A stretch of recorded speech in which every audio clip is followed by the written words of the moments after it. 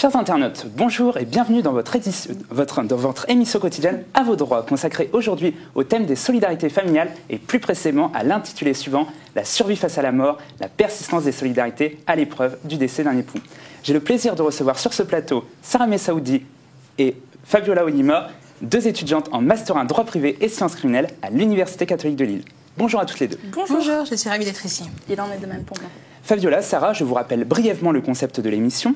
Un de nos fidèles internautes confronté à une problématique juridique, en lien bien sûr avec le sujet du jour, est tiré au sort afin qu'il nous expose les difficultés auxquelles il fait face. Notre mission étant bien sûr d'apporter des réponses à ces interrogations. Êtes-vous prête ? Allons-y.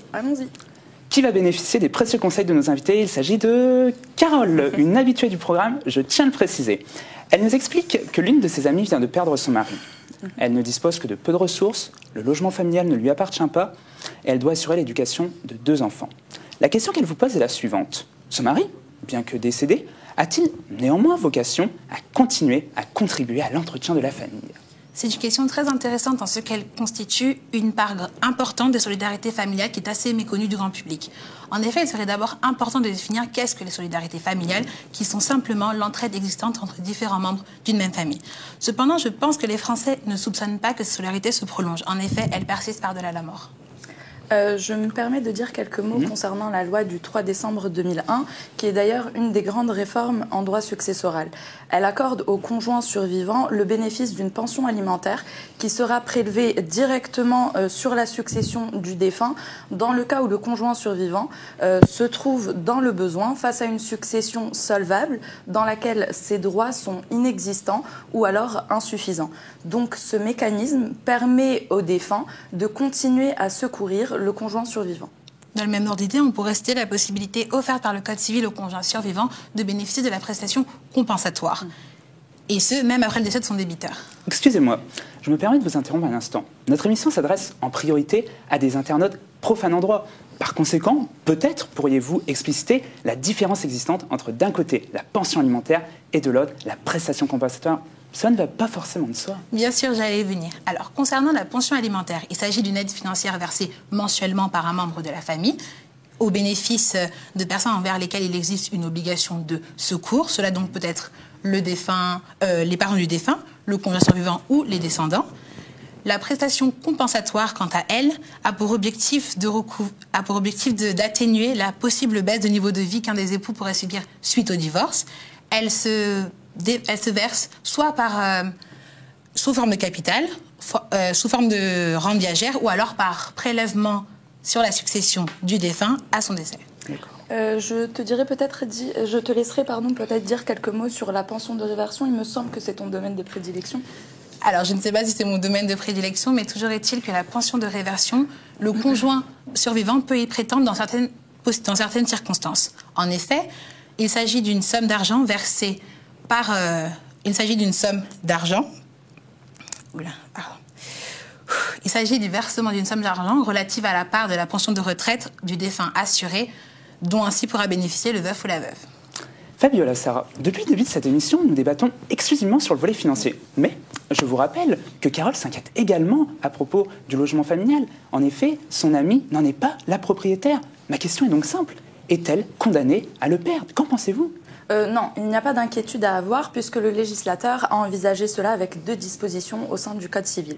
En effet, il met en place une certaine protection du conjoint survivant et en l'espèce des 2 enfants. La première disposition, on est dans l'hypothèse où le défunt est propriétaire du bien ou alors donc du logement familial et le lègue à un tiers. Dans ce cas-là, le conjoint survivant bénéficie de plein droit de la possibilité d'y rester et ce pendant 1 an sans contrepartie.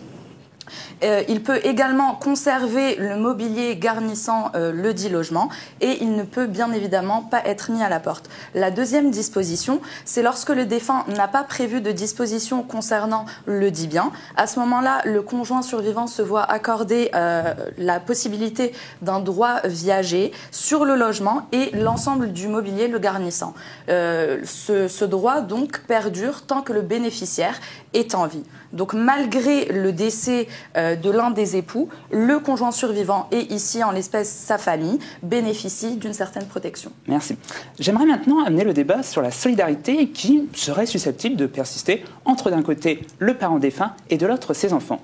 On vient de me faire savoir à l'instant que dans le cas de l'ami de Carole, il s'agit de 2 enfants, d'un garçon et d'une fille en bas âge. En conséquence, ils ne peuvent pourvoir seuls à leurs intérêts.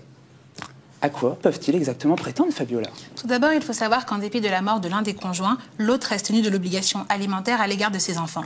Ainsi, dans le cas où des enfants deviendraient orphelins suite au décès, cette obligation pourrait être attribuée aux grands-parents. Ainsi, le décès n'est en aucun cas un obstacle au maintien de l'obligation alimentaire. Tout ça me semble très intéressant à savoir. Mais le conjoint défunt lui-même continue-t-il, d'une certaine manière, à continuer à assurer l'entretien des enfants? Un lien se pérennise-t-il? Ou bien, au contraire, la mort se dresse-t-elle en obstacle à tout rapport? Que pouvez-vous répondre à cela, Sarah? Je dirais que la concrétisation de ce lien se fait par la réserve héréditaire.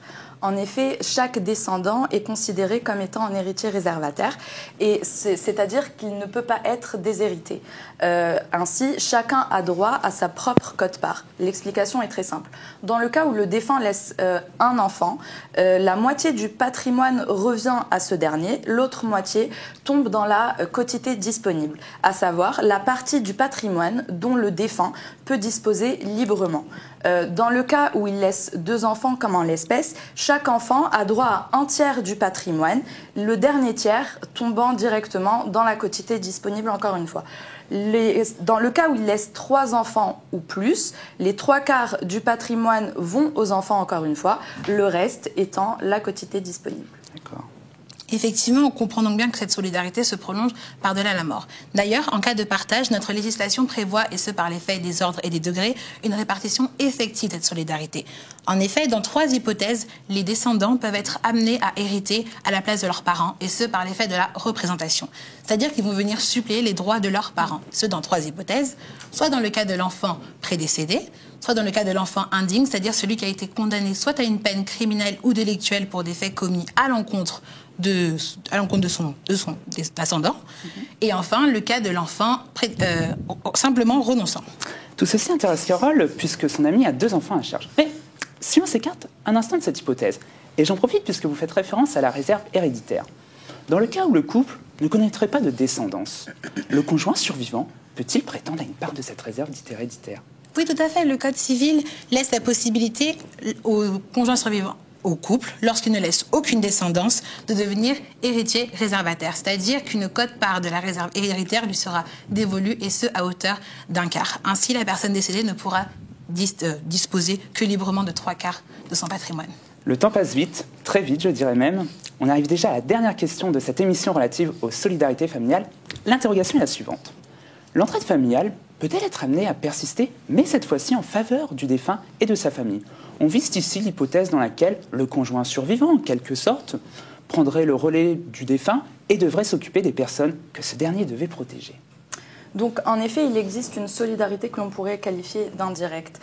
C'est un mécanisme qui est prévu par le Code civil, par lequel donc, les enfants et beaux-enfants doivent une obligation alimentaire envers les parents.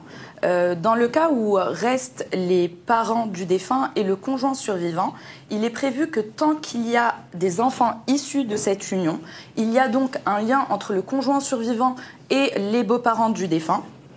Le conjoint survivant devra des aliments à ses beaux-parents. Donc on peut conclure en disant que le conjoint survivant n'est pas libéré de ses obligations envers sa belle famille, car c'est une solidarité qu'il honore en lieu et place du défunt.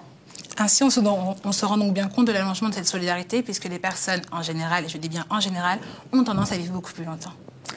Il ne me reste plus qu'à vous remercier toutes les deux pour avoir accepté notre invitation et d'avoir répondu si gentiment aux questions que nos internautes se posent. Merci à vous. Merci également à l'ensemble des personnes qui ont permis la réalisation de cette émission. Pour ma part, je vous retrouve très bientôt pour un nouveau numéro de À vos droits. En attendant, portez-vous bien et bonne journée.